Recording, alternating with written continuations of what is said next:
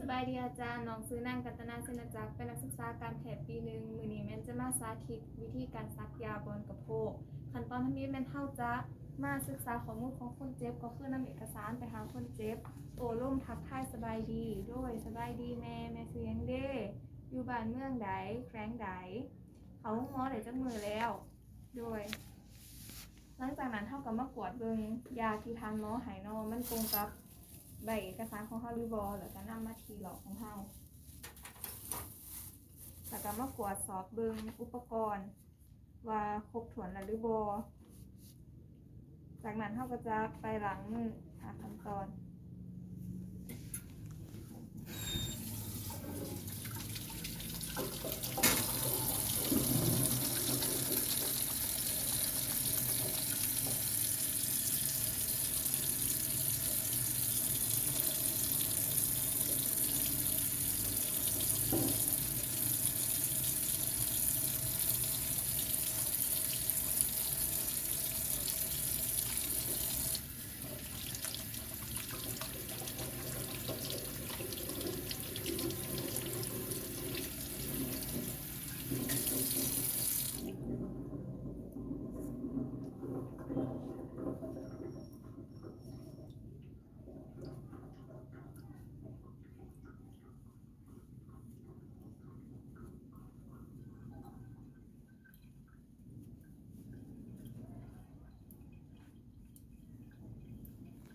จากนั้นเฮาก็มากวดสอบเอกสารอีกขอบหนึ่งพร้อมทั้งกวดเบิ่งอุปกรณ์อีกขอบหนึ่งเนาะ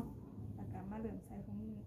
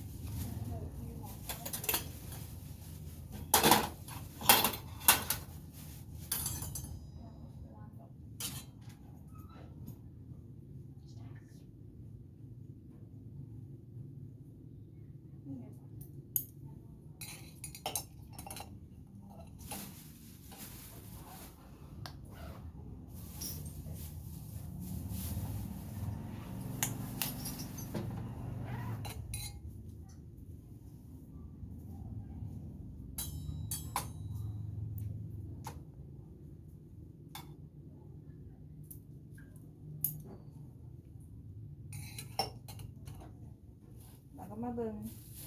ยาของเฮาก็คือเบิ่งวันเดือนปีผลิตวันเบิดอายุของมัน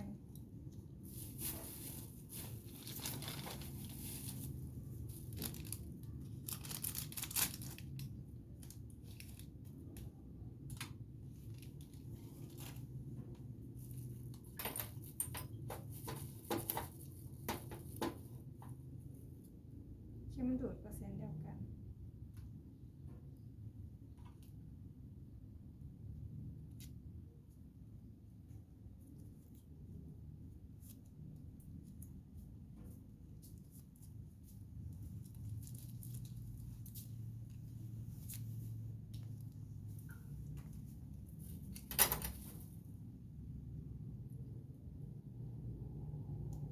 เขาจะใส่ซัมลีทีจุ่มแอลกอฮอล์เสร็จตั้งแต่หัวเป็นหุบขนหอยจนถึงปลายแล้วใส่ผ้าแซ้เขาจะดีน้ำยาเพื่อให้อาการมันลงแล้วก็หันจุดออกนอกตัวเองใส่ผ้าแซ้ ส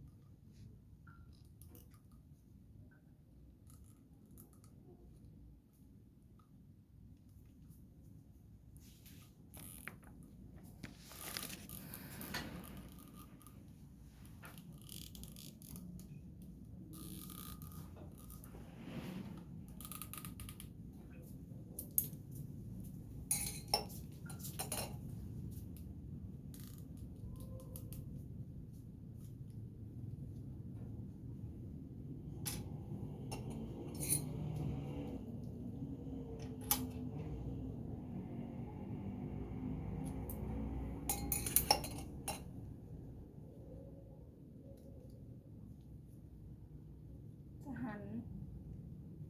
ปลายขีดแล้วก็ไล่อากาศออกจากแสลงออก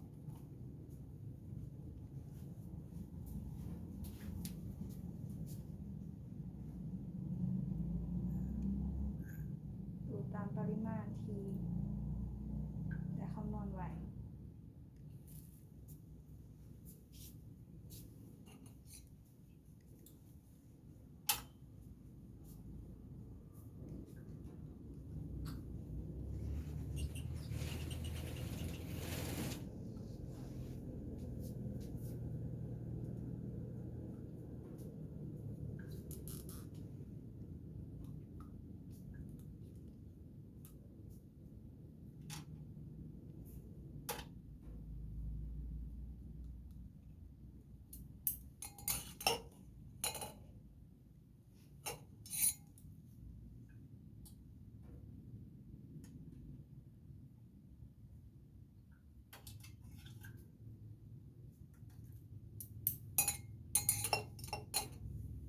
นำอุปกรณ์ของเราเข้าไปหาคนเจ็บ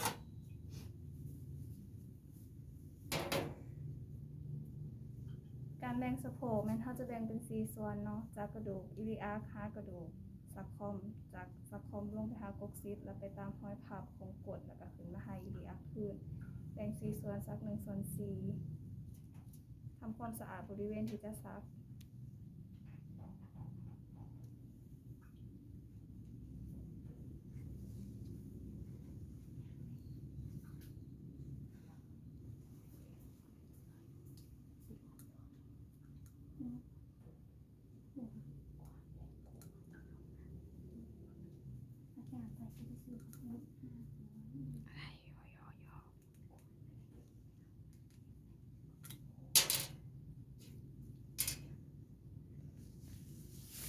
ถ้าจะซักเป็นมุมที่60แล้วก็คอยเล็งน้ำยาก็คือปฏิบัติ2 ไว้ 1 สา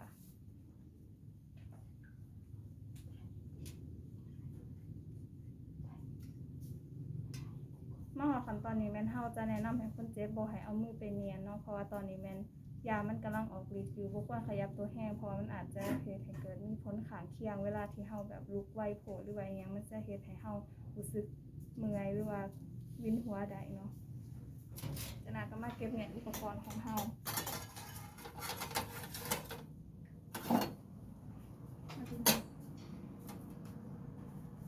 เขาจะแยกเนาะของแหลมคมกับ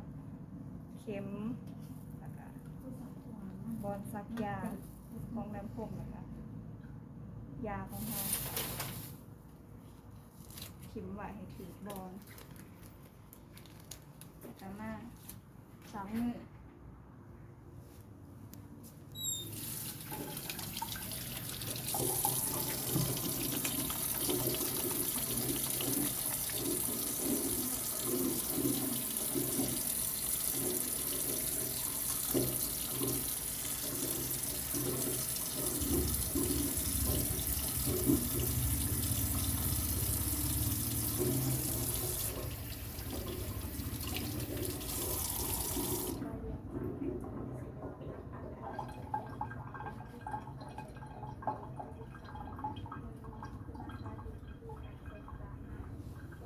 จากนั้นเขาก็จะมาให้สุขศึกษาแก่คนเจ็บและก็ญาติพี่น้องของเขาเจ้าเนาะสำหรับการวิธีการรักษาต่างๆการดูแลเบื้องแง่ให้เขาเจ้าเนาะเข้ากับมาติดตามอาการของเขา10-15 นาทีว่ามันมีผลข้างเคียงแนวใดหรือว่าอาการของเขาเจ้าเป็นแนวใดก็คือเขาการความเป็นของเป็นไงให้เขาจากนั้นเขาก็มาบันทึกผลการที่เขาได้ซักยาให้เขาไปเนาะวันเวลาวันที่เท่าใดเวลาจากโมงผมเหลือลายเส้นของเขาเนาะมาบันทึกอาการเรียบร้อยแล้วก็ถือว่าการสาธิตของน้องแม่นจบเพียงเท่านี้เนาะขอขอบใจ